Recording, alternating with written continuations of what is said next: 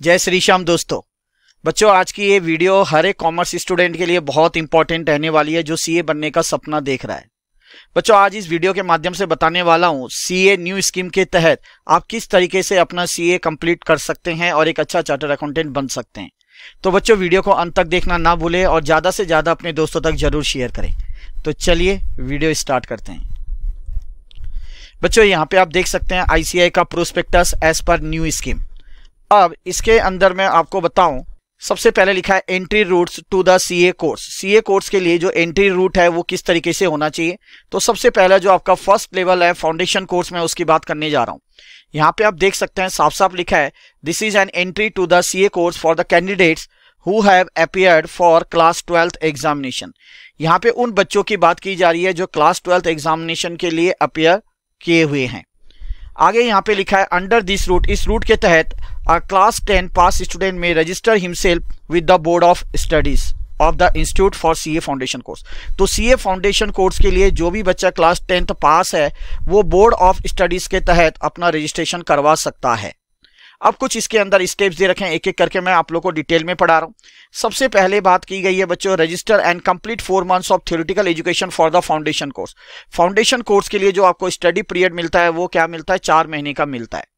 इसके बाद बच्चों आपका लिखा है कि apply for appearing in foundation examination. Foundation examination में अपीयर होने के लिए आपको एग्जाम फॉर्म फिलअप करना है। काफी बच्चे ये भूल जाते हैं, ध्यान रखना है। यहाँ बोल्ड लेटर में साफ साफ लिखा है कि एग्जाम फॉर्म आपने भरना है फाउंडेशन एग्जामिनेशन देने से पहले। और ये एग्जाम फॉर्म जो रिलीज किया जाता है, ये रिलीज किया जाता है एग्जामिनेशन डिपार्टमेंट के द्वारा। ठीक है। Appear in foundation exam after appearing in class 12th examination. बोला है फाउंडेशन एग्जामिनेशन में आप अपीयर तब कर सकते हैं जब आपने क्लास 12th का एग्जामिनेशन अपीयर किया हो। ठीक है।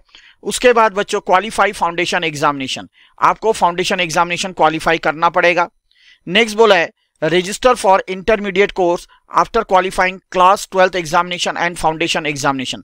जैसे ही आप क्लास 12th और सीए फाउंडेशन ठीक है क्वालिफाई करते हैं, आप सीए इंटरमीडिएट के लिए रजिस्टर कर सकते हैं। सीए इंटरमीडिएट जो कि आपका 2nd लेवल होता है बच्चों।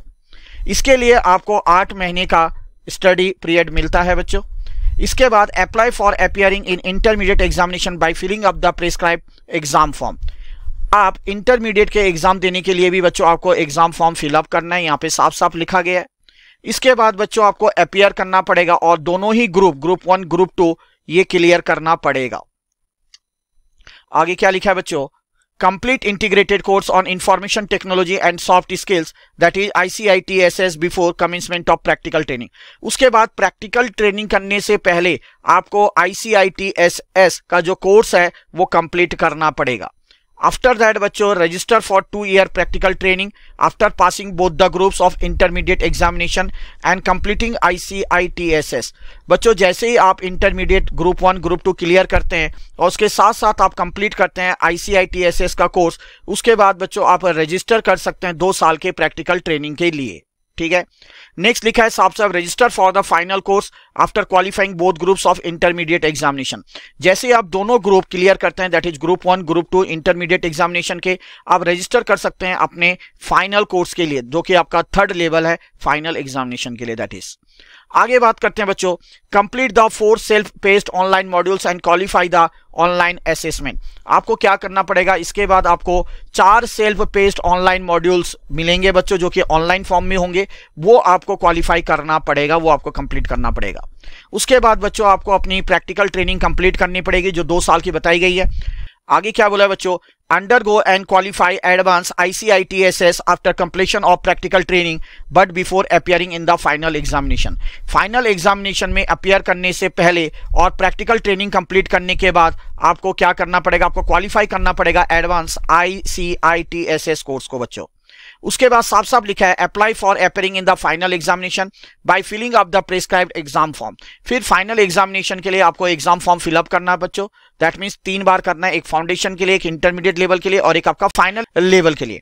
आगे साफ साफ लिखा है appear in final examination after completing 6 months from the end of the practical training period. Practical training period करने के 6 महीने के बाद आप फाइनल एग्जामिनेशन में अपीयर कर सकते हैं। उसके बाद साफ साफ लिखा है qualify both groups of final examination.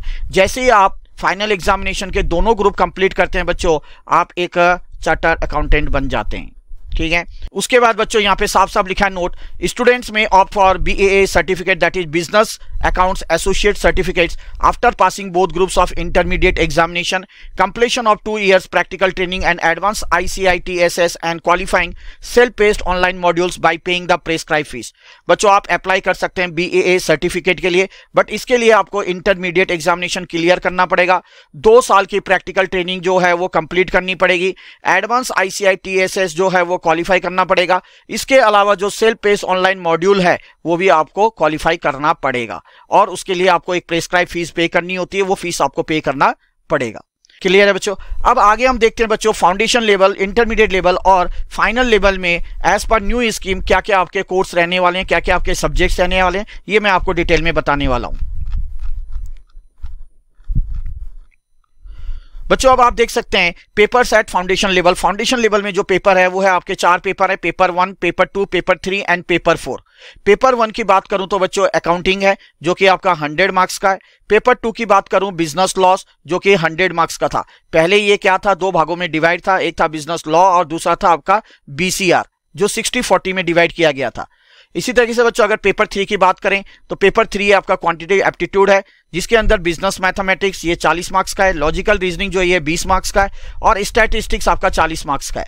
Paper number 4 की अगर मैं बात करूं बच्चों ये इकोनॉमिक्स है जो कि आपका 100 मार्क्स का है। बच्चों ये आपका पहले क्या था, ये 2 भागों में डिवाइड किया गया था इकोनॉमिक्स और BCK में 60-40 के हिसाब से। अब पूरे का पूरा आपको ये इकोनॉमिक्स देखने को मिलेगा 100 मार्क्स में।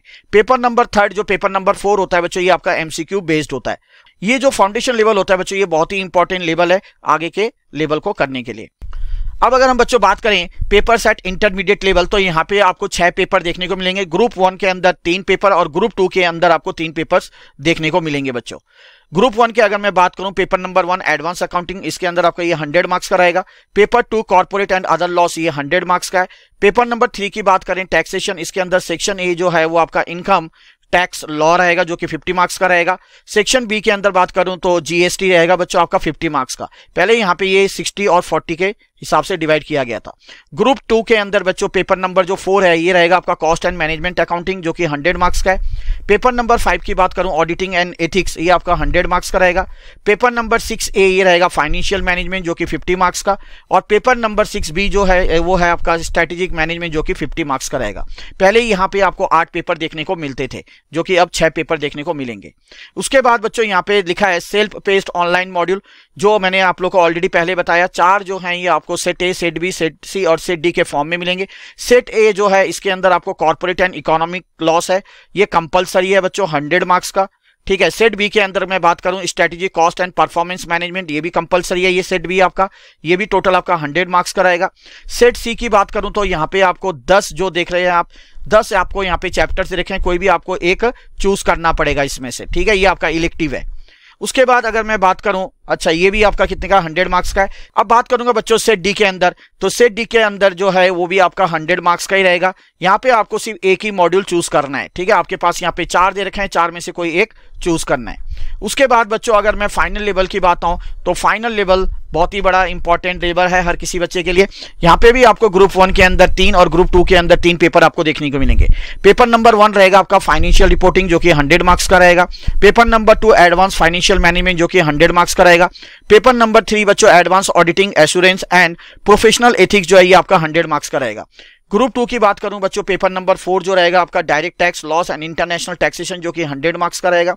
Paper number 5 indirect tax loss रहेगा जो कि 100 मार्क्स का रहेगा। पेपर नंबर 6 की अगर मैं बात करूं तो इंटीग्रेटेड बिजनेस सॉल्यूशन ये आपका 100 मार्क्स का रहेगा। तो ये टोटल जो स्ट्रेटेजी बच्चों मैंने आप लोगों को ये बता दी है।